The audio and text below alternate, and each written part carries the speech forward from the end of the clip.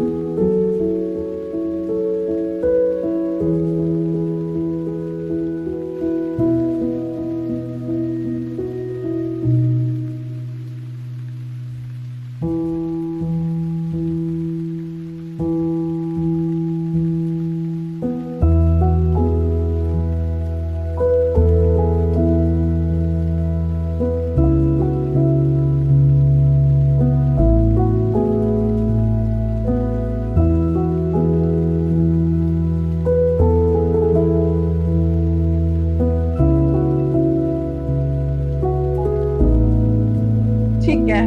तो अभी हम क्या पढ़ रहे हैं कि गुरुजी ये बता रहे हैं कि जो हम गीता में पढ़ रहे हैं ज्ञान के स्वरूप में, मतलब जो ऊर्जा के स्तर पे जो ज्ञान है कि भाई आपको थॉट्स चेंज करने हैं, ध्यान करना है, फिर आपके अंदर भीतरी ऊर्जा कैसी बदलती है, एक तो वो है।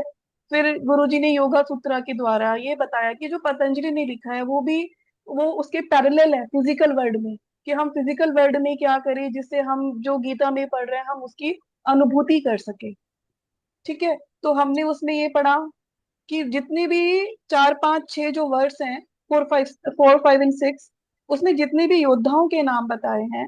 तो जब हम ज्ञान के मार्ग पे चलने लगते हैं, हम थोड़ा ध्यान करने लगते हैं, हमारे अंदर की थोड़ी सी एक ऊर्जा आती है कि हमको ध्यान मार्ग पे चलना है, तो धीरे धीरे करके हमारे अंदर योद्धा उत्पन्न होते हैं। तो पहले योद्धा जो हमने पढ़े थे, युयुधान पढ़े थे, जो श्रद्धा बोला गुरुदेव ने। फिर आज हम पढ़ेंगे 71 नंबर पेज से उत्तम ओजस, 2 नंबर का है। तो उत्तम ओजस हिंदी में उसका मीनिंग क्या है? वीर्य। वीर्य वीर्य वो जो हमें शक्ति देता है। ठीक है। और उत्तम मतलब जो बेस्ट है, ओजस मतलब जो वाइटैलिटी है, ओजस। The literal meaning of Uttama Ojas, the Mahabharata warrior, is of excellent valour. The common interpretation given to Patanjali's Virya is heroism or courage. But in yoga philosophy, Virya also refers to the creative semen, which, if instead of being sensually dissipated, is transmuted into its pure vital essence, gives great bodily strength, vitality and moral courage. तो हमने ये पहले भी समझा था कि वीर्य को अगर बेवजह अगर डिसिपेट करते हैं तो क्या होता है? ऊपर से तो फिजिकल वीकनेस आ रही है, बट जो हमारा बॉडीली स्ट्रेंथ है, मॉरल करेज है, वो भी जाता है। तो उसमें गुरुजी ने ये भी बोला, जो स्टार लिखा हुआ है ना, कि जो female equivalent of semen is in the reproductive element that produces the ovum and develop into the vital being. So yoga teaches that in the sexual intercourse, both men and women dissipate the reservoir of subtle life force inherent in the reproductive organ. So the more this vitality is gone, so the more weak the person becomes physically and morally also. जिन लोगों ने video open नहीं करे, I don't want to repeat again and again, it is better आप लोग खोले video. Just दसवीं 2 minutes, Deep. हाँ, आप लोग मुझे बताया करो कितनी देर में खोल रहे हो ना, एटलीस्ट थोड़ा सा respect, not for me but for the ज्ञान दैट आप लोग ले रहे हो जो। Thus, we find that the Uttam Ojas from the Sanskrit Uttama, chief, principle, and Ojas, energy, power, bodily strength, may also be translated as the principal power, the chief bodily strength. Thus, the metaphorical derivation Uttamam Ojo Yasya Sa Iti, that is, one whose power is supreme or of highest or superlative quality. The vital essence, when mastered by the yogi, is a principal source of his spiritual strength and moral fortitude. तो जो morality है इंसान की, it is also dependent upon how much he is taking care of the vital essence within himself or the herself. The vital essence, the sense mind. अब क्या क्या connected है गुरुजी ये बता रहे हैं। हमारा vital essence, sense mind, the breath and the prana, the life force और the vitality are closely inter related.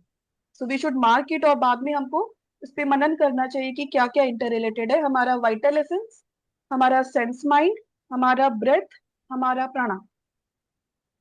mastery of even one gives control over the other three also. So this is so beautiful कि इन चारों में से अगर हम किसी एक पे भी मास्टरी कर लेते हैं तो बाकी पे मास्टरी आने लगती है। मतलब क्या हुआ, हमारा प्राण है, हमारी श्वासें है, हमारा मन है और हमारी वाइटल एनर्जी है। मान लो अगर हमने ब्रेथ पे कंट्रोल कर लिया तो अपने आप से माइंड भी कंट्रोल हो जाएगा, है ना आरती जी? राइट। माइंड कंट्रोल कर लिया तो ब्रेथ कंट्रोल हो गई। प्राण कंट्रोल करेंगे, अगर आप रोज प्राणायाम कर रहे हो और अपने मन को कंट्रोल कर रहे हो तो आपका जो प्राण है वो आपके भीतर वो बैलेंस्ड वे में बह रहा है। और जब वो बैलेंस्ड वे में बहता है तो आपके अंदर वो जो आसक्तियां हैं वो अपने आप से आती नहीं। हमने क्या पढ़ा कि जो मन है वो हमें नीचे की ओर लेके जा रहा है। कहाँ लेके जा रहा है? हमारी जो लोअर थ्री चक्रास है, मन उसकी ओर लेके जा रहा है। तो जो वेग है, जो ऊर्जा का वेग है कंसंट्रेशन बोलेंगे। The energy will be concentrated more towards the lower three chakras जब हमारा मन इंद्रियों में लगा है ना? तो अगर हमने मन को कंट्रोल कर लिया तो जो जो ये वीर्य की जो शक्ति है या जो ओवम की जो शक्ति है, that will not be wasted because mind is not sending the energy towards the lower three chakras. When the mind is more on sattva, when we are thinking more about guru, we are doing mantra, we are thinking about the god, or we are doing more of chanting. So what we are trying to do, we are trying to induce sattva within us. तो जब हम सत्वा ला रहे हैं, मन हमारा हमें नीचे की ओर नहीं लेके जाता है, इसलिए हमारी वाइटल एनर्जी इंटैक्ट रहती है फ्रेंड्स। तो आप लोग और भी सोचो, और तरीके, ये चार चीजें लिख लो कहीं पे और सोचो कि मैं कैसे किसी एक को कंट्रोल कर लूं, बाकी चीजें अपने आप से कंट्रोल में आ जाएंगी। So it means, friends, it means that the people who indulge more in the physical intimacy, they will be having the haywired mind, breath control नहीं होगा, उनका प्राण अभी कंट्रोल नहीं होगा। That is why in Indian culture we are, हमको संयम रखने के लिए बोला जाता है। Okay, the devotee who employs scientific yoga techniques to control simultaneously और four forces quickly reaches a higher state of consciousness. तो गुरुजी ने ये भी कितनी अच्छी बात बता दी कि एक जो डिवोटी है अगर वो चारों चीज पे एक साथ काम करे तो उसकी जो जर्नी है वो और क्विक हो जाएगी to reach towards the sattva. Uttama Ojas, vital celibacy, lends its power to the devotee to defeat the forces of temptations and habits of debauchery, and thus to free the life force to be lifted up from the gross pleasure to divine bliss. तो आज हमने देखो क्या पढ़ा, हमने आज starting जो हमने करी, हमने माँ की स्तुति से करी, है ना? तो वो जो यहाँ पे जो गुरुजी कह रहे हैं life force, that life force is also माँ, द शक्ति विद इन अस। तो गुरुजी इज सेइंग कि जब हम हमारा वाइटल ओवल ओजस जो जो वाइटल सेलिबेसी है जब वो स्ट्रांग है डिवोटी के अंदर तो हम उन टेम्पटेशंस में नहीं जाते, और जो हमारे भीतर की शक्ति है वो बेवजह वेस्ट नहीं होती है फ्रेंड्स। इट वो हमारे अंदर रहती है और धीरे धीरे करके हमको पावर देती है। तो पहला हो गया हमारी श्रद्धा, पहला वॉरियर। फिर दूसरा वॉरियर हमारे अंदर क्या आता है? वीर्य। तो उसको हमने समझा चार लेवल्स पे कैसे कैसे वर्क करना है। फिर हमने समझ रहे हैं अब हम third. Third is Chekitana. Chekitana means spiritual memory, जिसको हिंदी में बोला या संस्कृत में स्मृति। Chekitana means intelligent. From its Sanskrit root chit come the derivative meanings to appear, to shine, to remember. The metaphorical derivation chiketi janati iti. He remembers, realizes true knowledge whose perception is clear, concentrated. मतलब कि जिसका perception clear है और concentrated है वो ही अपने पूर्व जन्म और ये स्मृति कि मैं ईश्वर के पास से आया हूं या मैं ईश्वर हूं उसको, उस स्मृति को जागृत कर सकता है। ही रिमेम्बर्स, रियलाइजेस ट्रू नॉलेज। कौन? वो जिसका परसेप्शन क्लियर और कंसंट्रेटेड है। तो हमारा जो हमारा चित्त है वो अभी हमारे अंदर नेगेटिविटी है, तो वो नेगेटिविटी की ओर लेके जाता है, डर की ओर लेके जाता है। जैसे जैसे हम अपने ऊपर वर्क करेंगे, जितना हमारा चित्त क्लियर होता है, कंसंट्रेटेड होता है, उतना हम अपने रिमेम्बरेंस की, अपनी ही स्मृति की ओर जाते हैं। और चित्त को शुद्ध करने का सबसे अच्छा तरीका है चैंटिंग। किसी भी तरह की चैंटिंग करो, सूक्तों की चैंटिंग करो, मंत्रा की चैंटिंग करो, राम नाम जपो, उससे आपका चित्त जल्दी शुद्ध होता है। Patanjali smriti means memory, divine and human. It is, देखो, डिवाइन एंड ह्यूमन मतलब पहले मेरी मेमोरीज पास्ट लाइफ की, मैं कहाँ थी, क्या थी, क्या कर रही थी, जब वो खत्म हो जाता है डेटाबेस आपका, तब मैं एक्चुअल में कौन हूँ, वो स्मृति, वो डिवाइन मेमोरी है। It is that faculty by which the yogi recalls his true nature as made in the image of God.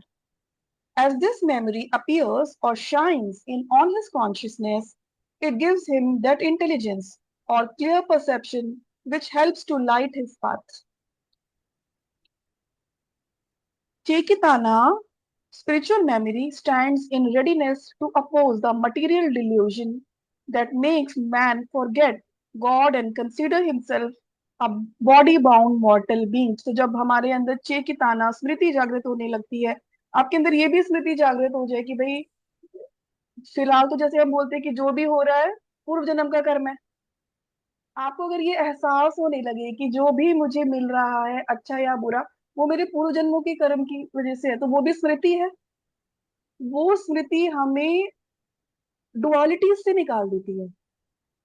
हमको ये समझ में आता है कि जो मेरे साथ हो रहा है वो इसलिए हो रहा है क्योंकि this I am destined for this, and destiny has been created by me. तो that is why it stands in readiness to oppose the material delusion.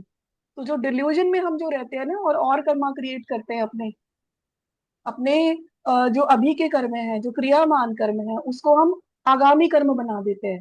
तो वो क्रियामान कर्म हम कम करते हैं। उसके उसके अलावा क्रियामान कम करके हम अपने संचित कर्म को बर्न कर सकते हैं, अगर हम चेतना में जिए, अवेयरनेस में जिए। ठीक है। चौथा आता है समाधि, जिसको बोला गया विराट, और इंग्लिश में जिसको बोला गया ecstasy. When the five Pandavas were exiled from their kingdom by Duryodhana, the conditions were that they must spend 12 years in the forest, and that in the 13th year they must live undiscovered by the spies of Duryodhana. Thus, it was that the Pandavas spent the 13th year in disguise in the court of King Virata. The metaphorical signification is that once material desires, as habits, take complete control, it requires a cycle of 12 years to rid the bodily kingdom of the usurpers. ये हमने starting में भी पढ़ा था, एक साधक की जो जर्नी है। Before the rightful discriminative qualities can regain their kingdom, the devotee must draw those qualities from his experiences in samadhi meditation and then be able to hold on to them while expressing through the physical body and senses. तो हमने ये पढ़ा था, गुरुजी ने बताया कि जब हम इस बात, चेतना आती है हमारे अंदर कि हम कहाँ फंसे हुए हैं, तो अगर हमने ये सोचा अब मुझे इस डिल्यूजन से निकलना है, ठीक है, तो अभी जो मेरी सेंस ऑर्गन्स हैं, इंद्रियां हैं, ज्ञान इंद्रियां हैं, पंचकोश है, जो भी कुछ मैंने अपने बारे में सटलिटीज पढ़ी है, वहां पे किसका राज्य है अभी, ईगो का। तो फिर हम धीरे धीरे उस पाथ पे चलते हैं, हम गुरु के मार्ग पे चलते हैं, ज्ञान के मार्ग पे चलते हैं, कुछ ध्यान साधना करते हैं। तो गुरु जी कह रहे हैं उस प्रोसेस में 12 साल लग जाते हैं उस सबको, उन वृत्तियों को खत्म करने में। जनरल बता रहे हैं, मतलब minimum he is telling, right. और फिर जो 13th ईयर होता है, तो जब हमने वो सारी वृत्तियां विकार खत्म कर ली, हमारा अपने ऊपर कंट्रोल आने लगा, हम ध्यान में बहुत डीपर जाने लगे, 13th year is that where you can possibly attain samadhi, right. तो यहाँ पे गुरु जी विराट का नाम क्यों ले रहे हैं, क्योंकि जब वो 12 ईयर्स के बाद जब उनको अज्ञातवास करना था पांडवों को, वो कहाँ गए थे, राजा विराट के यहाँ गए थे, मतलब कि समाधि में गए थे। वो सिंबॉलिक मीनिंग बता रहे हैं, 12 साल के बाद। When the discriminative qualities have thus proven their power, They are ready for the metaphysical battle to reclaim their bodily kingdom. Thus, Virata represents Patanjali's Samadhi, the temporary state of divine union in meditation from which the yogi draws spiritual strength. Virata comes from the Sanskrit word viraj, to rule, to shine forth.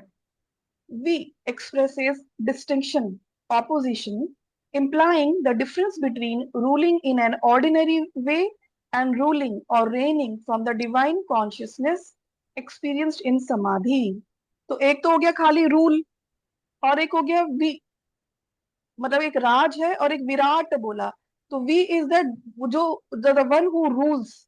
तो जब हमारे अंदर वो discrimination आ गया, 12 साल तक हमने अपने ऊपर वर्क किया, तो उसके बाद who takes over the in the samadhi, the divine rule, the soul starts to take over. But Guruji is saying that it is a temporary state of divine union. तो इसमें आप वो समझते हो कि सविकल्प समाधि और निर्विकल्प समाधि। तो स्टार्टिंग में हम सविकल्प समाधि में जाते हैं, जहाँ पे हमको ये आभास है कि भाई मैं ये शरीर भी हूँ और मैं अपने जो गॉडलीनेस है उसको भी एक्सपीरियंस कर रही हूँ। फिर उसके बाद धीरे धीरे धीरे धीरे धीरे जब सेकेंड स्टेज ऑफ योगी होता है, उसमें then we go towards the nirvikalpa samadhi. The metaphorical derivation visesna atmani rajate iti, one who is wholly immersed in his inner self। तो विराट का मतलब क्या हुआ? वो जो अपने भीतर completely immersed है। Under the influence or rule of samadhi, the devotee himself is illuminated and governs his action by divine wisdom. Virata Samadhi, the state of oneness with God attained during deep meditation, routs the delusion that has made the soul behold through its ego nature not the one true spirit, but the diverse forms of matter and the pairs of opposite। तो वो जो delusion है duality का, वो हट जाता है जब आपको एक बार भी जीवन में कैवल्य का स्वाद मिल गया। आप जिस दिन आपको समाधि का स्वाद मिल जाएगा, वो डुअलिटीज तो जाने लगती है, वो आभास हमेशा रहता है फिर कि that I am not of this world, I am in this world, but I am not of this world. Right. Fifth पढ़ते हैं। तो फिफ्थ योद्धा कौन है हमारा? Kashiraj, that is the discriminative intelligence, जिसको बोला प्रज्ञा। The word Kashiraj derives from Kashi, shining, splendid, brilliant, and Raj, to reign, to rule, to shine. It means to reign with light or in a splendid or brilliant way, the light that reveals the substance behind the seeming. The metaphorical derivation padarthana kashan prakashan rajate vibhati iti, one whose shining causes other things to shine। एक ऐसी light जो जहां पर भी अंधकार था वहां सारे में उजाला कर दे, वो है Kashi. The light which reveals every other thing. This ally of the Pandavas represents Patanjali's prajna, discriminative intelligence or insight or wisdom, which is the principal enlightening faculty in the devotee. Prajna is not the mere intellect of the scholar bound by logic, reason, and memory, but an expression of the divine faculty of the supreme knower। तो एक चीज होती है जब हम अपने बुद्धि के द्वारा, हमने बुक्स में पढ़ा, गीता में पढ़ा, तो हम बुद्धि से जान रहे हैं हर एक चीज को, है ना। एक चीज होती है कि हमारी अनुभूति है, knowing and then having the experience is a different thing. So Guru ji यहाँ कह रहे हैं कि प्रज्ञा क्या है, काशीराज क्या बता रहे हैं कि जब वो नोइंगनेस आने लगती है, right, that there is no duality. Kashiraj, discriminative intelligence, protects the devotee from entrapment by the cunning troops of false reasoning। तो वो जो हमारी बुद्धि है, बुद्धि हमारी कैसा भी लॉजिक लगा सकती है ना। हमारी बुद्धि, जब हम चाहते हैं कि हमको सही मार्ग पे नहीं चलना या हमको गलत कार्य करना है, तो हम बहुत सारे लॉजिक लगा सकते हैं। बुद्धि तो है, क्योंकि बुद्धि को हमने सही और लेके जाया। बुद्धि हमको, हम जो हमारा मन करता है, जब हमारे ऊपर हमारे विकार हावी हो जाते हैं, तो हम बुद्धि को ये रॉन्ग लॉजिक लगा के बोल देते हैं कि भाई तो मैं सही कर रही हूँ, दूसरों को बोल देते हैं how can you ask me to do this and all, right. But यहाँ पे क्या लिखा है? that we come out of the cunning truths of the false reasoning. प्रज्ञा, ऐसे इसको प्रज्ञा बोला जाता है। प्रज्ञा क्या है? आपके अंदर वो discrimination that you know, irrespective of you like something or don't like something, you do only that which is right। वो प्रज्ञा कब आ जाती है हमारे अंदर? जब हम ज्ञान मार्ग पे चल रहे हैं और हम साथ साथ ध्यान भी कर रहे हैं, तो उससे हमारे अंदर प्रज्ञा आती है। We don't go towards the false reasoning. जैसे कि अभी वो प्रेमानंद जी महाराज से बहुत लोग पूछते हैं ये प्रश्न, लोग मेरा फायदा उठाते हैं। तो वो कहते हैं तो अच्छा ही तुम्हें, तुम्हारे पास कुछ है कि लोग तुम्हारा फायदा उठा रहे हैं, तुम बुरा क्यों मान रहे हो? So it is something good कि लोग तुम्हारा फायदा उठा रहे हैं, and it is God who is working through you. अगर आपको बुरा लग रहा है कि लोग आपसे काम निकाल के आपका फायदा उठा रहे हैं, आपको थैंक यू नहीं बोल रहे या आपको अप्रिशिएट नहीं कर रहे, it means you have needs. You are still, वो ये कहते हैं अभी आपका नाम जब अच्छे से नहीं चल रहा है, क्योंकि आप भगवान से कनेक्टेड नहीं हो। राइट, तो that is the false reasoning that we give, most of us give. हम लोग क्या करते हैं, हम लोग पहले कुछ करेंगे तो हमारे अंदर एक डीप सीटेड नीड है अप्रिसिएशन की, या फिर हमको कुछ चाहिए, कुछ तो चाहिए है ना, कि कोई थैंक यू बोल दे कम से कम। तो फिर हम क्या बोलते हैं फाइनली, जब हम करते रहते हैं, and if we are, if our intention is not right, then what do we say, कि लोग तो मेरा फायदा उठाते हैं। That is the false reasoning friends. क्यों? क्योंकि ये हमें हमारी डूअरशिप में ट्रैप्ड रखेगा। सो when I say I am a doer, I am saying I am this body, I right.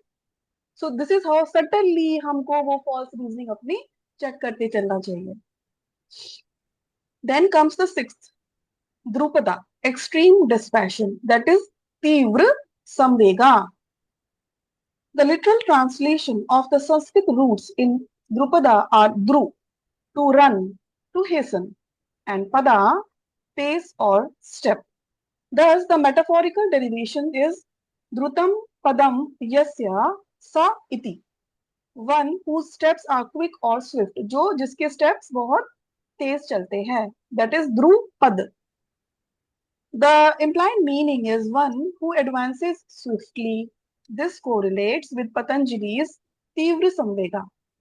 Literally, Tivra means extreme, and Samvega means comes from some, that is together, and which, to move quickly or to speed.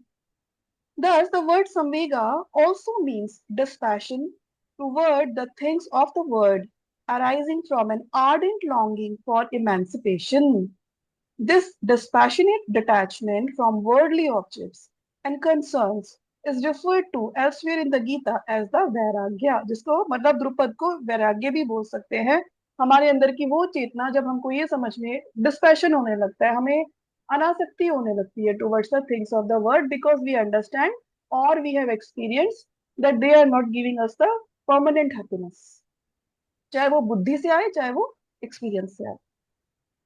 Patanjali says, as cited earlier, that the goal of yoga is nearest, that is, reached most quickly by those who possess तीव्र संवेगा, जिसके अंदर ये dispassion है, बहुत अच्छे से समझ में आ गया है, उसके लिए उसका जो स्पिरिचुअल पाथ है उसमें क्विकनेस आ जाती है। This intense dispassion is not a negative disinterest or deprived state of renunciation. The meaning of the word rather encompasses such an ardent devotion for attaining the spiritual goal, a feeling that stirs the devotee into positive action and mental intensity, that longing for the word is transmuted naturally into a fulfilling desire for God।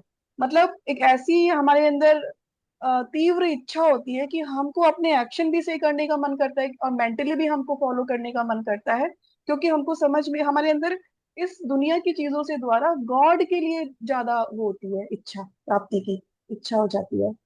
तो इसको आप कैसे समझोगे, ये तीव्र संवेगा? आप हम सब ने कभी ना कभी, हम लोग बहुत कम से कम 30s 40s 50s में है, हम लोग ने कभी देखा होगा कि जब किसी की मृत्यु होती है, आसपास में है चाहे घर में होती है, तो एक वैराग्य आता है हमारे अंदर, इसको शमशान वैराग्य बोलते हैं, है ना।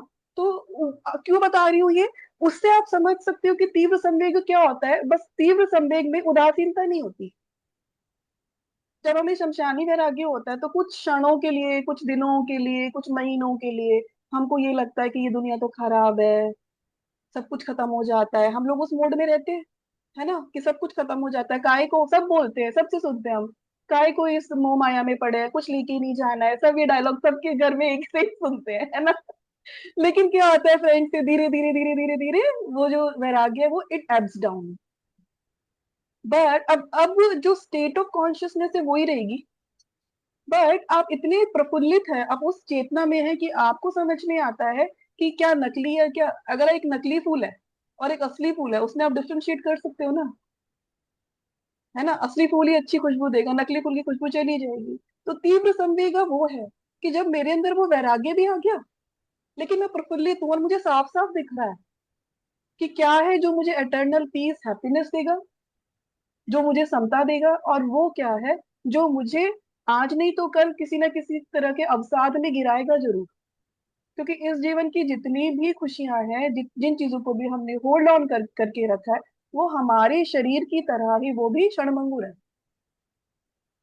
राइट। तो तीव्र संवेग को ऐसे समझो कि जिस दिन आपके अंदर वो आर्डेंट डिवोशन आ जाएगी ना, जिस दिन आपको ध्यान से थोड़ा सा भी एक वो मिल गया, किसी दिन अच्छी से ध्यान लग गया, है ना, तो वो तीव्र संवेगा होता है, that you are happy at the same time you are detached. Drupada, extreme dispassion, supports the devotees' fight against the strong army of material attachment that seeks to turn him from his spiritual goal. The next Pandava allies represent the essentials of yoga, that is, Ashtanga Yoga, जो योग अंगास है. These yoga angas or limbs of yoga have come to be known as Patanjali's Eightfold Path of Yoga.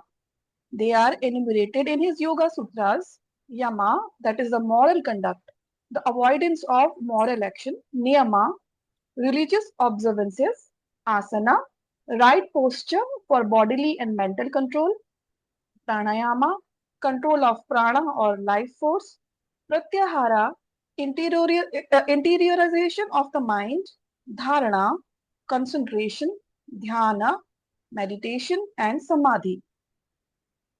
Continuing then to describe the metaphysical soldiers, तो अब जो अष्टांग योगा है, तो उसमें जो 8 अंग हैं उनको अलग अलग वॉरियर्स के रूप में समझाया जा रहा है। सेवेंथ कम्स द दृष्ट केतु। दृष्ट केतु क्या है? Power of mental resistance. तो उसको क्या बोला? यमा, जो हमने यमा पढ़ा है, यम।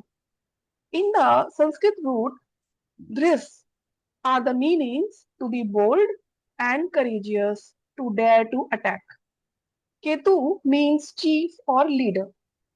Also, brightness, clearness, intellect, judgment. The metaphorical derivation yena ketavaha apadaha drishyate anena iti. One by whose discriminative intellect difficulties are overpowered. The object against which Ketu directs his power is found also within his name. In addition to meaning bold and daring, Drishta means licentious. Drishketu represents that power within the devotee which has the right judgment to attack with courage, that is, the mental power to resist evil inclinations toward immoral behavior. तो हमने पढ़ा है कि यमा क्या होते हैं, कि वो 5 चीजें जो हमको नहीं करनी है। तो अगर हम जब ध्यान के मार्ग पे चल रहे हैं, तो उस जो हमें नहीं करनी है, उसके लिए हमको मेंटल पावर चाहिए। तो उस मेंटल पावर का नाम यहाँ पर क्या बताया गया? One of the soldiers is Dhrishketu. अब हमको क्या क्या नहीं करना है, हम लोग ने सबने पढ़ा है। यमा क्या होते हैं? अहिंसा, मतलब कि what you should follow, right. अहिंसा फॉलो करना है, सत्य फॉलो करना है, अस्तेय, ब्रह्मचर्य, अपरिग्रह, जिसको बोला गुरुदेव ने, this first step of the eightfold path is fulfilled by observing thou shalt not, जो तुमको नहीं करना है, ठीक है। तो abstaining from injury to others, that is अहिंसा। तो आपको पहले ही बताया था कि अहिंसा खाली फिजिकली नहीं, बात नहीं कर रहे हैं यहाँ पे, वाणी से भी, मन से भी किसी के प्रति अहिंसा का हमारे अंदर भाव नहीं आना चाहिए। फॉल्सहुड, मतलब कि असत्य है, जब हम असत्य की ओर जाते हैं, बोलते हैं या असत्य की ओर जाए, है ना।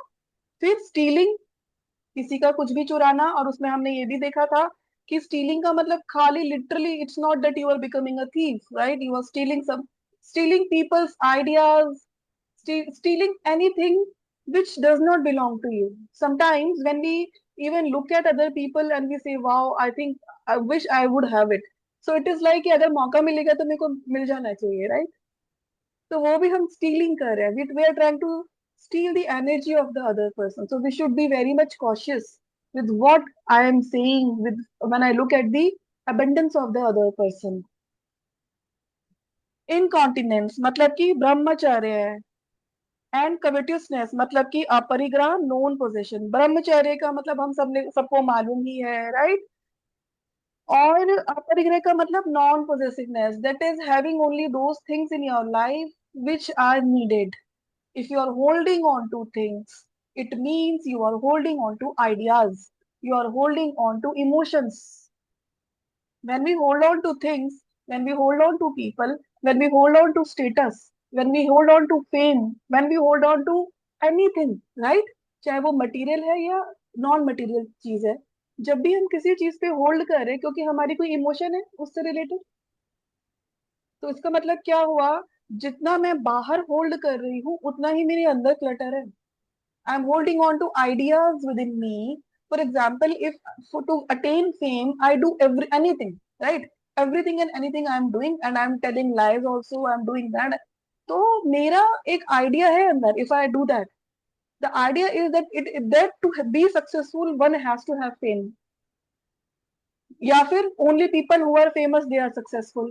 So my definition of success is something, and I'm holding on to that definition of success. And for that, to achieve that, I'm doing things which are derogatory for maybe for my health, for my physical health, for my mental health, for my relationship, right? So possessiveness is not only about the material things which we are saying. We can be possessive in the relationships also, right?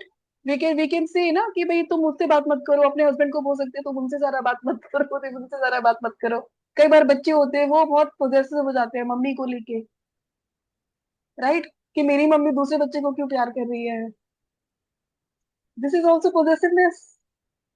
So you should see what where I am holding on to things and what are the ideas behind that which I am holding on to, because जो बाहर है वो ही अंदर है। ये हमारे यमा हो गए, अहिंसा, सत्य, अस्तेय, ब्रह्मचार्य, अपरिग्रह। ठीक है। फिर शैब्य, एट्थ सोल्जर कौन है हमारा, Shaibya, power of mental adherence, which is called niyama. Niyama is, so yama is what I should not do, and niyama is what I should do. Shabya, often written as Shavya, relates to Shiva, which word in turn derives from the Sanskrit word si, in whom all things lie. Shiva also means auspicious, benevolent, happy, welfare. The metaphorical derivation of Shabya is Sivam Mangalam Tat Sambandhi Yam Iti Mangaladayakam.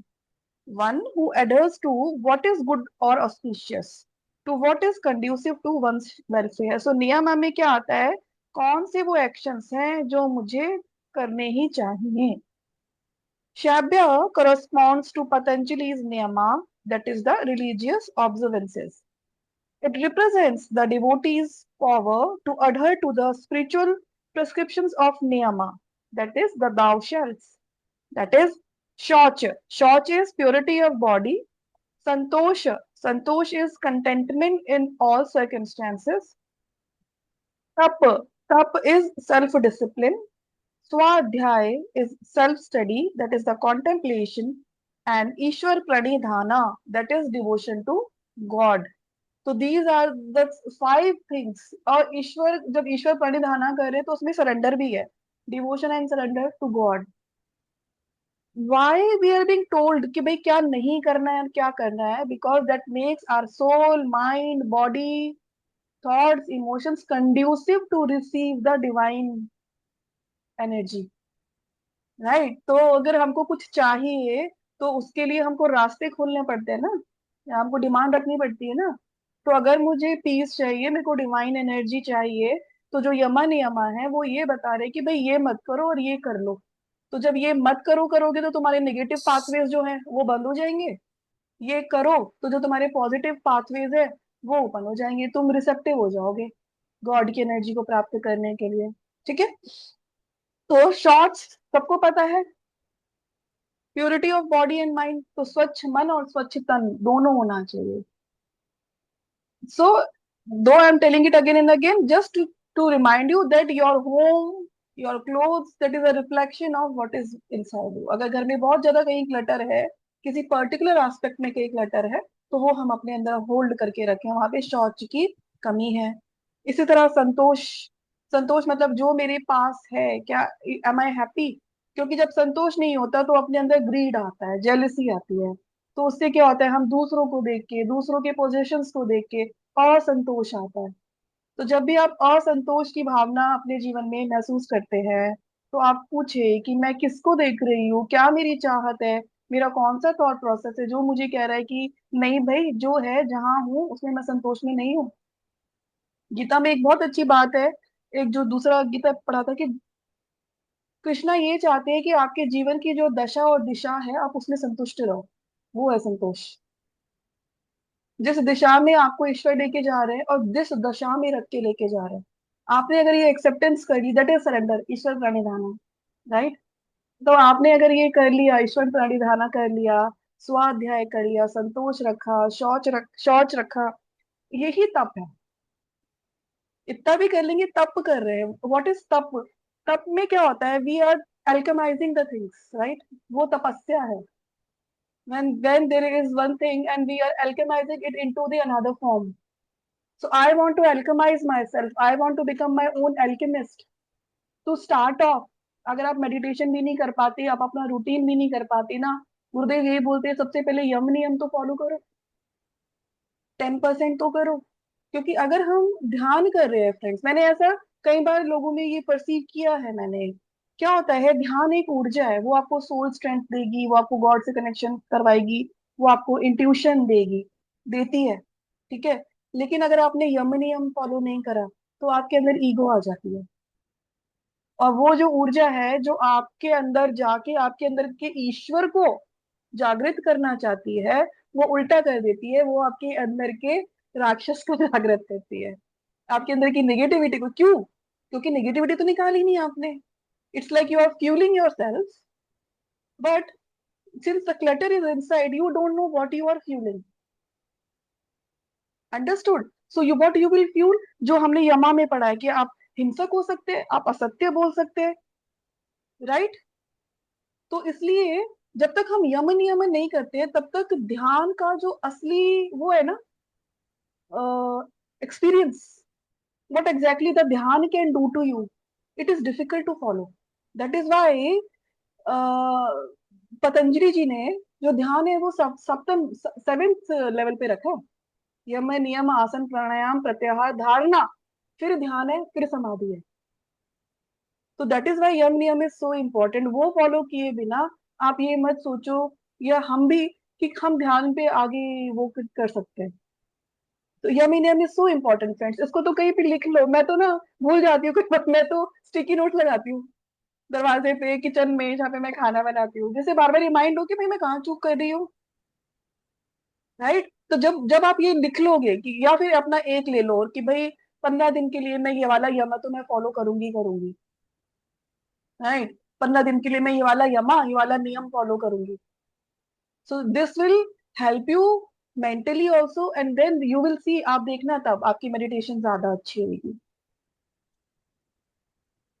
स्वाध्याय में अपनी journaling करो। ठीक है।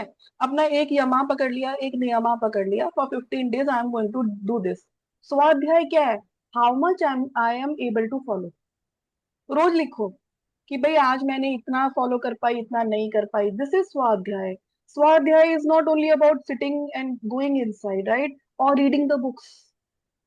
स्वाध्याय अपना वो करना, अवलोकन करना, राइट, कि मैं किस लेवल पे हूँ। So I always say knowing yourself, not only does not mean that I am God, I want to realize that. The first step to know yourself is to know my shadow. हाँ, 2 minute Janvi, हाँ। तो जब तक हम अपनी shadow को नहीं समझते तब तक तो मुझे पता ही नहीं ना, I don't know myself in the whole. वो जो yin और yang का जो सर्कल है, white and black and one one dot, that is संपूर्णता, राइट। तो अगर मैं सिर्फ अपना अच्छा अच्छा देखती हूँ और मैं ये कहती हूँ लोग मेरा फायदा उठाते हैं मेरी अच्छाई का and all, it means I am not able to see my shadows, right. तो स्वाध्याय इज अबाउट दैट। आप कुछ नहीं करो, आप स्वाध्याय के लिए अब यमा नियमा पकड़ के करते रहो। You will realize where I lack, and then beautifully, with this consciousness, when you sit for the meditation, trust me, friends, you will get the grace of God and the Gurus. वो आपको help करेंगे, आपको महीने में 3 महीने में आप realise होगा कि भाई जो मैं 10 on 10 फील करती थी, जो चीज, राइट। जैसे फॉर एग्जाम्पल मान लो अस्तेय है, ठीक है ना, फॉल्सहुड है, स्टीलिंग है, जो भी है, कि मैं कर ही नहीं पाती थी, मेरे को तो जेलेसी लोगों से हो जाती है या फिर मेरे को ये problem. Then you will see after 3 months your soul power will increase and you will not feel those distortions of the energy. So do the swadhyaya that way, उससे and this is the actual tapasya, when you are not saying anything to anybody. एक वो है ना story, माता का जो, माता ने जब रक्त बीज को मारा, तो जब माँ रक्त बीज को मार रही थी, तो जहां जहां पे रक्त बीज की बूंदें पड़ रही थी वहां पे रक्त बीज आ रहे थे। तो माँ ने क्या किया, माँ ने क्या किया, जब भी रक्त बीज को मारा उसको, उसकी जो रक्त की बूंदी थी अपने मुंह के अंदर ले ली। दैट इज तपस्या।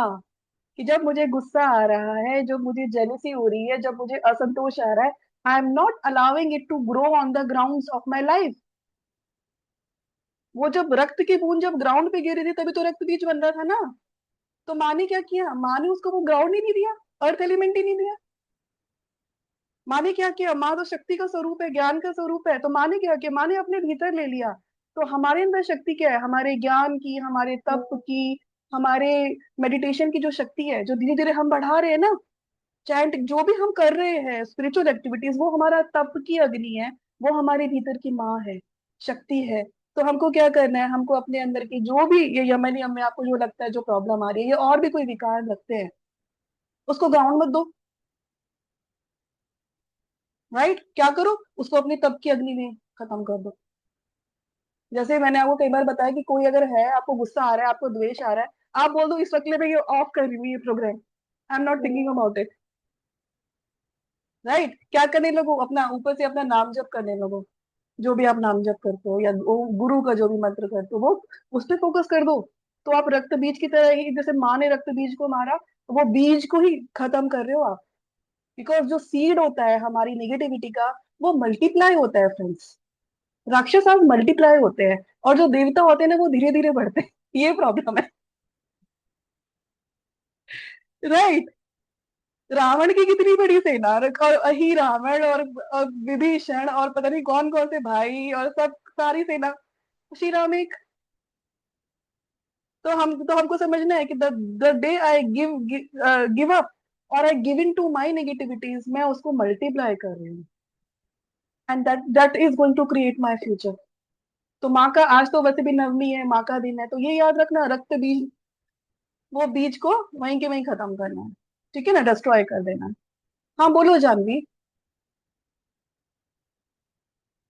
दी, क्या हम जो दूध यूज करते हैं या शहद यूज करते हैं, वो भी स्टीलिंग की फॉर्म पे आता है या वो भी अहिंसा वाले फॉर्म पे आ रहा है क्या, जो नहीं हम समझी नहीं। यूज करते हैं? जैसे कि अच्छा हम अच्छा। कई, हाँ, तो क्या वो भी अहिंसा है कहीं ना कहीं, कि उन बच्चों को हम नहीं पीने दे रहे हैं?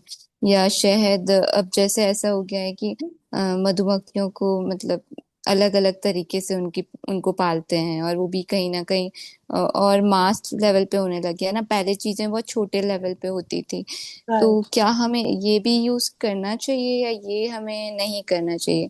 सेम विथ गाय के साथ भी ये बहुत मतलब कहीं ना कहीं उनको इंजेक्शन देते हैं। पहले होता था नेचुरली ना, 2 साल में 1 या 2 बार या 3 बार वो मतलब बछड़ा देती थी, और बड़ा अच्छा सा माहौल में उनको बड़ा करते थे, और फिर हम हमें वो दूध मिलता था, या जैसे अभी वो वाली फॉर्म्स तो है नहीं, क्योंकि पॉपुलेशन या जो भी है। तो वो भी क्या एक तरह की हिंसा है हमारी तरफ से? देखो, एक एक चीज होती है नीड, एक चीज होती है ग्रीड। राइट, अगर नीड है और हमारे पास जो बेस्ट ऑप्शन है, अगर पॉसिबल है, अगर आपको जो ऑर्गेनिकली, अगर जो जहाँ पे अच्छे से पाल रहे हैं गाय, थोड़ा सा एक्सपेंसिव होगा, है ना, एटलीस्ट वो जो घी होता है आप वो यूज कर सकते हो। जब भी आप कोई भी, खाली दूध और शहद नहीं, जब भी आप कोई चीज यूज करते हो ना, तो आपको उसके लेबल्स लिखने चाहिए, आपको उसकी रिसर्च करनी चाहिए कि वो किस तरह से बन रहा है, जितना पॉसिबल हो फ्रेंड्स, बिकॉज आजकल की दुनिया ऐसी है, डेफिनेटली हम लोग हर चीज में वो नहीं कर सकते। एंड इफ नहीं वी कर हैव पा रहे। फैमिली, तो वी कांट स्पेंड कि हम 3,000 का घी खरीद रहे हैं, 5,000 का घी खरीद रहे हैं, वो पॉसिबल नहीं हो सकता है ना। तो फर्स्ट थिंग जानवी, जो गाय माँ है, गाय इज द, गाय में सारे देवी देवता होते हैं, तो गाय का दूध पीना इज नॉट रॉन्ग, क्योंकि हर एक चीज का एक कार्य है यहाँ पे। इसलिए भाई, अगर अदरवाइज श्री कृष्ण को मक्खन क्यों पसंद आता, वो तो माखन चोर है ना। तो हम कहते हैं कि जो गाय माँ होती है, वो उच्च का गुरु जो बोलते हैं हम, जो जो गुरु होता है, जब वो 4 नंबर की राशि में है, that is considered as the Kamdhenu gaay. तो गाय का दूध पीना खराब नहीं है, वो अच्छा है, ये हिंसा भी नहीं है। लेकिन आपको ये देखना पड़ेगा how you are sourcing it, for sure. ठीक है, क्योंकि वो जो इंजेक्शन वाला दूध है, वो तो हेल्थ के लिए अच्छा नहीं है ना। जहां तक शहद की बात रही, शहद में भी यही है जानवी, एक तो फर्स्ट ऑफ ऑल आजकल जो पूजा के लिए जो शहद आते हैं, जो छोटी छोटी बॉटल्स में, वो सब नकली होते हैं, तो वो तो पूजा में डालो ना डालो एक ही बात है ना। तो ऐसे भी है, ऑर्गेनिक भी है, जहाँ पे अच्छे से किया जाता है, if you do research on that आपको, but again everything would be expensive. So अगर आप वो अफोर्ड कर सकते हो, आप कम मात्रा में यूज करो, आप ले सकते हो, तो चलेगा। सेकेंडली, आजकल जो दूध आ रहा है ना, दूध वो लोगों के स्टमक को खराब करता है, क्योंकि कुछ ना कुछ रहता है। तो अगर आप दूध की जगह बटर मिल्क मिल्क इस्तेमाल करते हो ना, दैट इज बेटर, कम दूध लगेगा, कम दही लगेगी आपकी। और butter milk everybody can consume, and it is good for the digestive health also. ठीक है। लेकिन वो ये कलयुग है, तो यहाँ पे जितना हो सके कर लो, बाकी इतना नहीं सोचना चाहिए इन चीजों में, है ना। Your question is very good. तो यही कह सकती हूँ कि खाली ये नहीं, जितनी भी चीजें करते हैं, हाँ, हार्मोन्स के इंजेक्शन देते हैं काउ को, बिल्कुल। तो हमको खाली यही नहीं, हम जो भी चीज लाइफ में यूज कर रहे हैं, मान लो हम कोई फैब्रिक यूज कर रहे हैं, एग्जाम्पल हम लेदर यूज कर रहे हैं, तो we should ask ourselves why I am using it, because if you are supporting and promoting something, then you are also, you know, connecting yourself with that energy, it is for sure. इसलिए बढ़िया है ना अपना सात्विक जीवन जियो। कम में खुश रहो, मिनिमल लिविंग, है ना। तो चीजों की कम जरूरत पड़ेगी तो कम कर्मा बनाएंगे। ठीक है।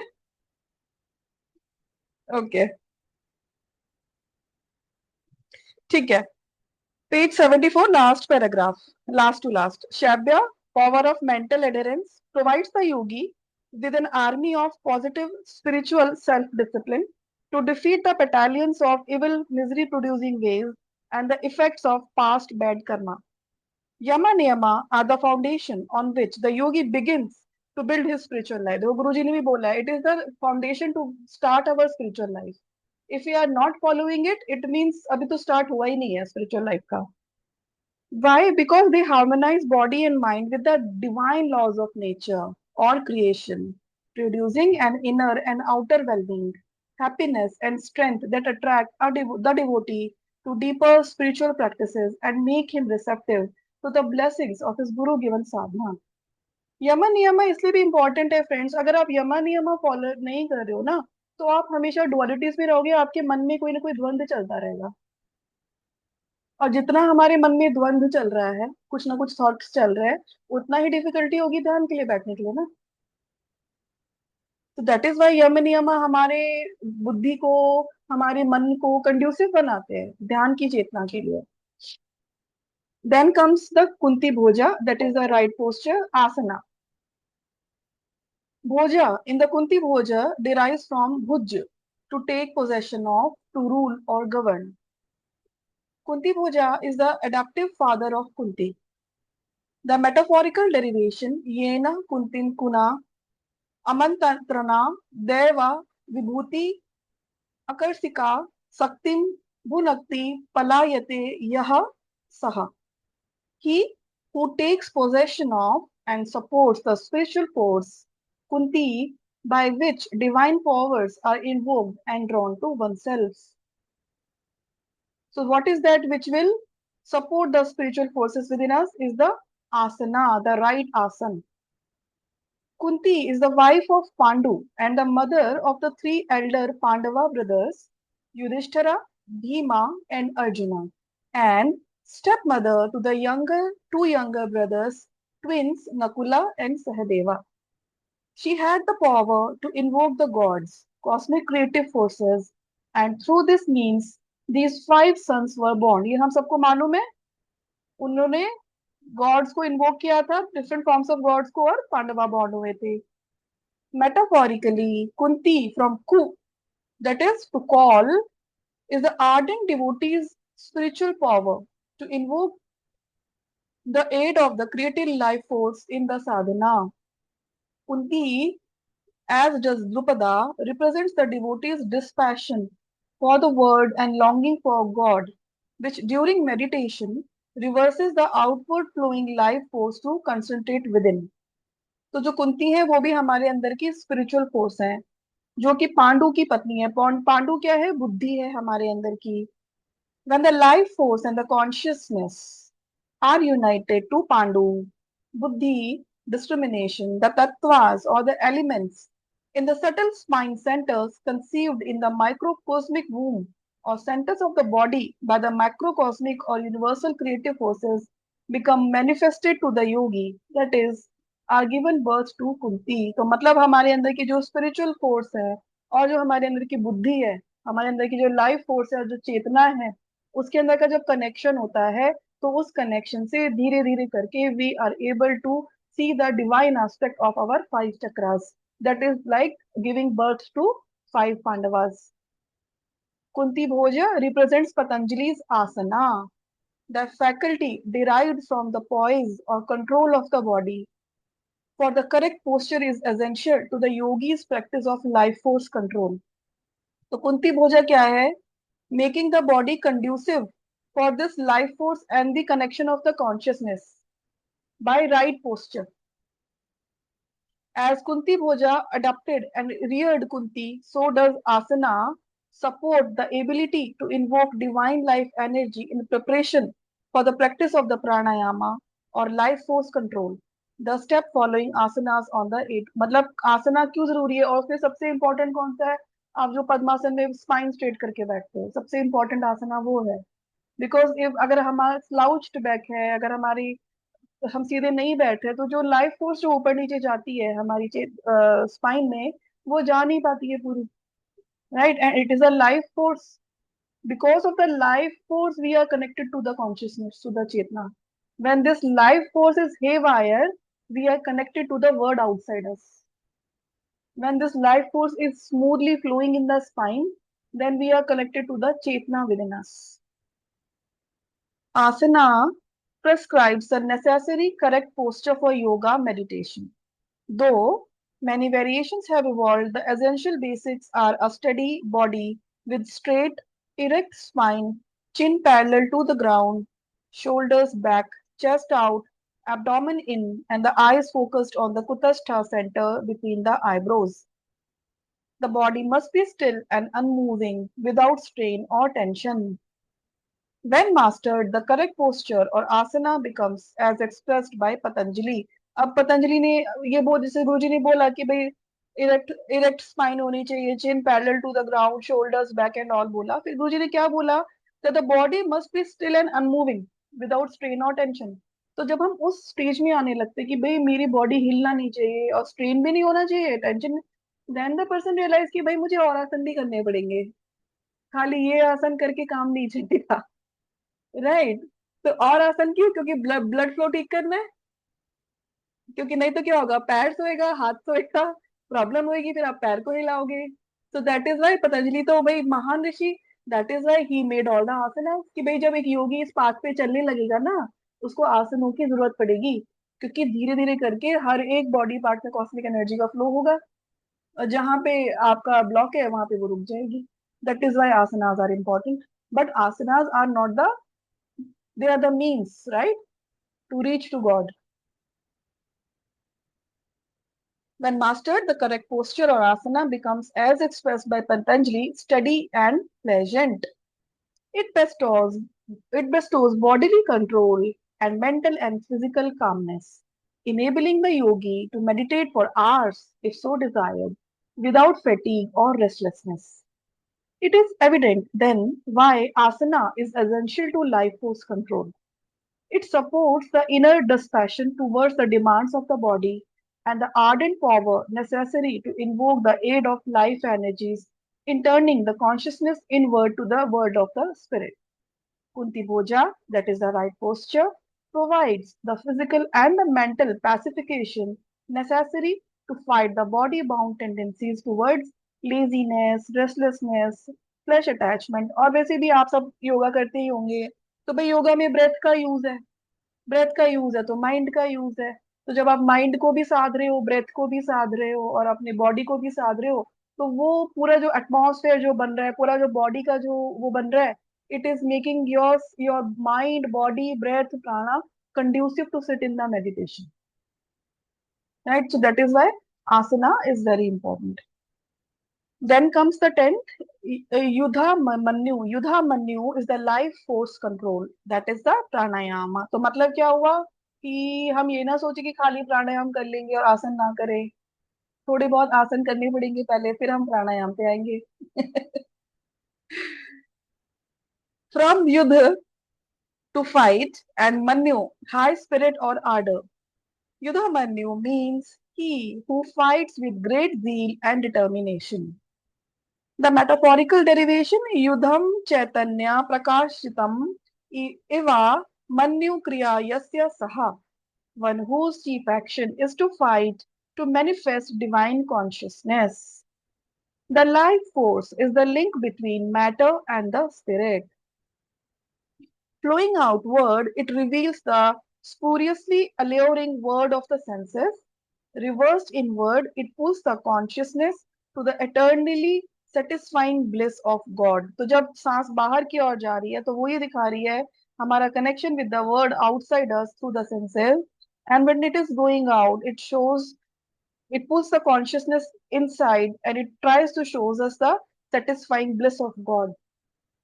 The meditating devotee sits between these two words. बिल्कुल. Striving to enter the kingdom of God. तो हम जब ध्यान के लिए बैठ रहे हैं, हम दो जगत के बीच में बैठे हैं. और जो प्राणा है हमारा, वो उन दो जगत के बीच का कनेक्शन है. That is why the more the prana is shallow, the more the prana is like छोटा छोटा चल रहा है, तो its connection is more with the outside world. तो हम ध्यान में क्या कोशिश कर रहे हैं, हम सांसों पे क्यों कनेक्ट कर रहे हैं कि हम दूसरे वर्ल्ड में भी वही लेके जाएगी. सांस हमें हमारे भीतर लेके जाती है, हमारी ही सांस. जब उस पे हम कनेक्ट कंसंट्रेशन करते रहते हैं, करते रहते हैं, करते रहते हैं, it takes us towards the another word which is much more expansive and beautiful and blissful than the word which we see from our eyes. So it is a gateway between the two words. Okay. The meditating devotee sits between these two words. So beautiful, no? Striving to enter the kingdom of God, but kept engaged in battling the senses. अब क्या है, अब वो दो word है, उसके बीच में हम बैठे हैं, हमारा उनके बीच का जो सूत्र है वो सांस है. और उनको इस जो ये कनेक्शन है इस वर्ड से बाहर, उसमें कौन बैठा हुआ है, हमारा मन, हमारी बॉडी सेंसेशंस. वो दे आर ऑब्स्ट्रक्टिंग. हमारा मन हमको ऑब्स्ट्रक्ट कर रहा है उस वर्ड में जाने के लिए. मन को हमने साध लिया तो बॉडी में दर्द होने लगेगा. बॉडी का दर्द ठीक हुआ तो मन फिर कहेगा कि चलो अब तो टाइम हो गया, अब उठ जाते हैं. Right. So we, that is why we have to make our body conducive to sit into the meditation. मन का कंट्रोल सांस पे कंट्रोल करके ही आएगा, बिकॉज मन can never be ended. Right. मन तो मन है, उसको हम एंड नहीं कर सकते.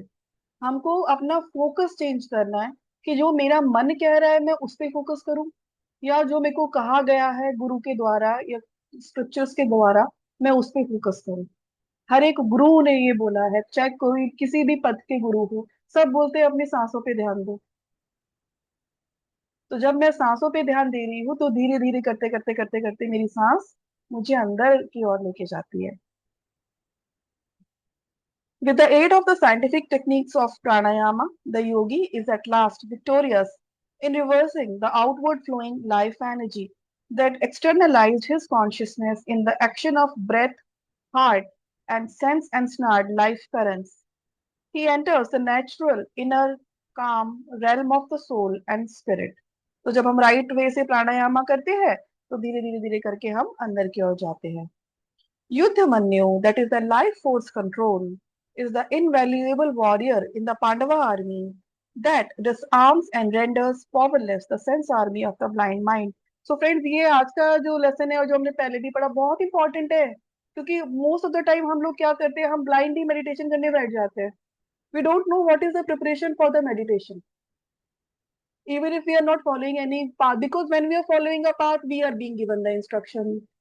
But when I am not following, how do I know? तो वो पतंजलि ने तो पहले ही बता दिया, ये आपको अष्टांग जो ये है ध्यान करने से बैठने से पहले की है. समाधि तो भाई बाद में लगेगी, ठीक है, इस जन्म में अगले जन्म में पता नहीं. तो 7वें नंबर पे ध्यान है, उससे पहले की चीजें हैं फ्रेंड ये सारी जिसको हमको करना है ध्यान से पहले. फिर है 11th is Purujit, interiorisation that is pratyahara. Purujit translated literally means conquering many. Okay. From Puru, the root is pri, that is many, and Jeet is root G, conquering. So, conquering the many, that is removing in meditation. The metaphorical derivation Purana Indriya Adhisthatra Devan Jayati iti. One who has conquered the fortress of the astral powers ruling the senses. The Sanskrit word pur, that is whose root is pri, means fortress. Pur is fortress, correct. And here refers to the sensory strongholds of the mind and its sensory organs, the functions of which are governed by the astral powers in the subtle cerebrospinal centers. तो जो मन का जो control है, जो मन बाहर की ओर जा रहा है सेंसेस में, उस मन को सेंसेस की ओर ना भेज के अंदर की ओर करना इस प्रत्याहार. ठीक है. In the Sanskrit root, Ji is the meaning subdue, master. Purujit, as referred to in the Gita context, implies the one by which the many, the sense soldiers of the sensory fortress of the body are mastered or subdued. That is, Purujit represents Patanjali's Pratyahara, the withdrawal of consciousness from the senses. The result of successful practice of pranayama or control of the life force, the astral body, the astral powers that enlivens the senses and bears their messages to the brain. मतलब क्या है, तो जब हम आप लोग ने एक एनालॉजी सुनी होगी कि भाई एक जो कछुआ होता है वो क्या करता है, वो अपने चार हाथों को पैरों को सर को अंदर कर लेता है.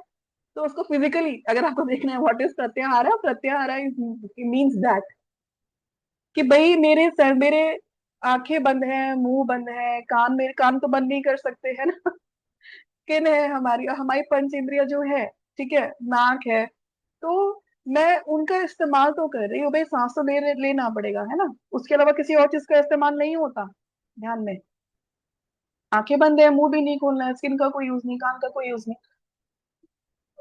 तो जब वो सेंसेशन जो बाहर की सेंसेशन मेरे लिए एज एन इनपुट आ रही है, तो वो क्या है जो इनपुट दे रहा है, वो मेरी इंद्रिया है which is working through astral body. हमने क्या बोला, सॉफ्टवेयर क्या है, एस्ट्रल बॉडी है, इंद्रिया फिजिकल बॉडी है. तो जब वो सॉफ्टवेयर है हमारा एस्ट्रल बॉडी, जब उस पर कंट्रोल आने लगता है, तो जब आप ध्यान कर रहे हो तो आपकी इंद्रियों के जो इनपुट है वो खत्म होने लगता है और आप अंदर की ओर जाने लगते हो. तो आपके आसपास क्या हो रहा है, यू आर लीस्ट बॉदर्ड, आपको क्या स्मेल आ रही है, यू आर लीस्ट बॉदर्ड. जो आपको मैंने पहले ही बताया था कि कई बार ऐसे होता है कि कुछ बॉडी पे चल के चला जाएगा, पता भी नहीं चलता, राइट, बिकॉज वो प्रत्याहार की स्थिति है फ्रेंड्स. कई बार आप नोटिस करना, क्या कभी ऐसे होता है कि ध्यान कर रहे हैं पता नहीं चला कौन आया, या कुछ बॉडी पे चल के चला गया, आपको यू विल नॉट नो. जो बड़े बड़े योगी होते हैं वो मच्छर को काटे, उनको उनको कुछ फर्क नहीं पड़ता, राइट. क्यों, that because they know they have mastered their astral body. वो उसको प्रत्याहार में ले आते, सो उनका कनेक्शन जो है, जो फिजिकल इनपुट्स मिल रहे हैं, वो कट जाता है। That is pratyahara. Then comes the Saubhadra, that is son of Subhadra, Abhimanyu, self mastery, samyama. Subhadra is the wife of Arjuna. Their son's name is Abhimanyu. From Abhi, with intensity toward into, and Manyu, spirit, mood, mind, ardor. Abhimanyu represents the intense mental state, one's spiritual mood or bhava, in which the consciousness is drawn toward or into union with the object of its concentration or ardor, giving perfect self control or self mastery. It is referred to by Patanjali in his Yoga Sutra as Samayama, a collective term under which the last three steps of the Eightfold Path are grouped together. तो जो last three steps है प्रत्याहार के बाद के, धारणा, ध्यान, समाधि, उसको समयमा बोला है। तो समयमा किसको बोला? अभिमन्यु को बोला। ठीक है, अभिमन्यु क्या है? The mental, the intense mental ability of ours to go within. जैसे अभिमन्यु चक्रव्यूह में चले गए थे लड़ने के लिए। So the intense mental state in which the consciousness is drawn toward or into union with the object of its concentration. जिस चीज पे हम concentrate कर रहे हैं, so we concentrate on God, right? Or the breath. So जिस पे हम concentrate कर रहे हैं, we go more towards that intensity. That is what is Abhimanyu. And for that we need dharana, we need dhyan, and then the later stage is samadhi. Then only, so whatever, ultimately we are trying to concentrate on God. So to go towards God, after pratyahara, dharana, dhyan, samadhi is needed, which is abhimanyu. The first five steps are the preliminaries of yoga. Samyama, from sam, together, and yama, holding, consists of the occult trio: dharana, concentration, dhyana, meditation, and samadhi, divine union, and is yoga proper. When the mind has been withdrawn from sensory disturbances, then dharana and dhyan in conjunction produce the varying stages of samadhi.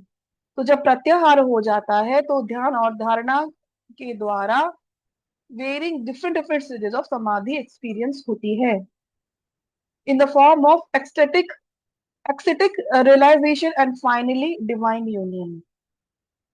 Dhyana or meditation is the focusing of the freed attention on spirit. So dhyan is all about attention on God, not anything else. So when we do the dhyan that की manifestation करना है मुझे, मैं उस पे ध्यान करूं, that is not the real dhyan. That is only the manifestation we are doing. We are using the power of mind. So Guruji says, Yogananda has said that every other form of concentration is only concentration. But what is meditation? The concentration on God is meditation. This is what he has said. उसके अलावा उनके लिए meditation की कोई और definition नहीं है. When you are concentrating on God, only that is meditation. It involves the meditator, the process or the technique of the meditation, and the object of meditation. Dharana is concentration or fixity on that inner conception or object of meditation.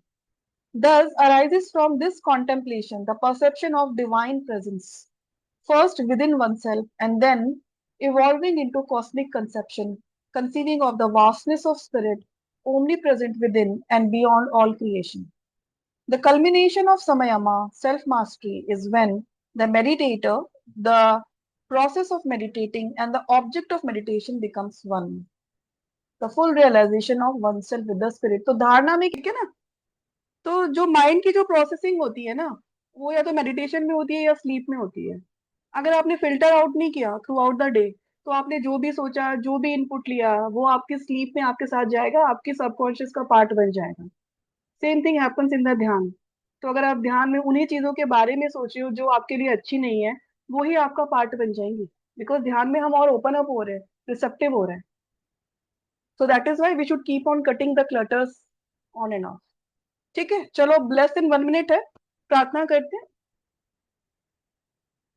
नमो नमस्तेस्तु सहस्त्र कृत्वा पुनश्च भूयोऽपि नमो नमस्ते। नमः पुरस्तादत् पृष्ठस्ते। नमोऽस्तु ते सर्वत एव सर्व। ठीक है जी friends, thank you so much for the receptivity and listening. जय गुरु दी, थैंक जय यू। गुरु।